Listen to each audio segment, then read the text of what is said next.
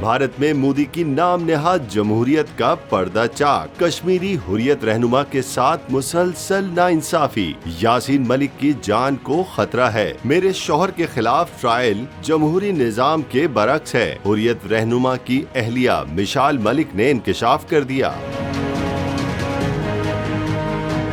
ताज़ा बयान में कहा, दुनिया जाग जाए इससे पहले कि हम पुरअमन कश्मीरी रहनुमा को खो दें।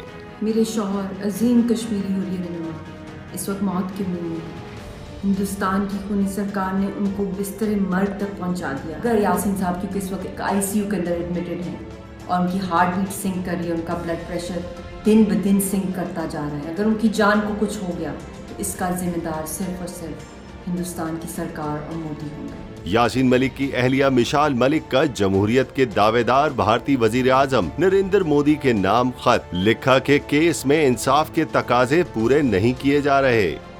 मैंने मोदी सरकार को भी लेटर लिखा है जिसमें मैंने खुल के कहा है कि जो उनके डेमोक्रेटिक फंडामेंटल ह्यूमन राइट्स हैं उनको कोई नहीं दिए जा रहे और अब मजबूर किया गया है कि वो मौत के फाके पे जाए इसके खिलाफ। मिसाल मलिक ने वीडियो पैगाम में अक़वाम आलम से यासीन मलिक की रिहाई को यकीन बनाने की तरफ तवज्जो देने की अपील भी की।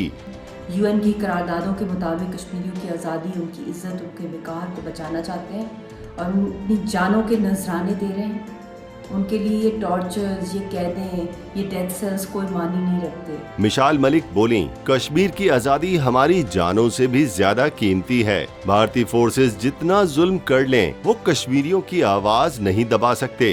वाज़ेह रहे कि मोदी सरकार यासीन मलिक को रबिया सईद कत्ल केस के मुकदमे में अदालत में खुद दलाइल पेश करने का मौका देने से मुसलसल गुरेज कर रही है।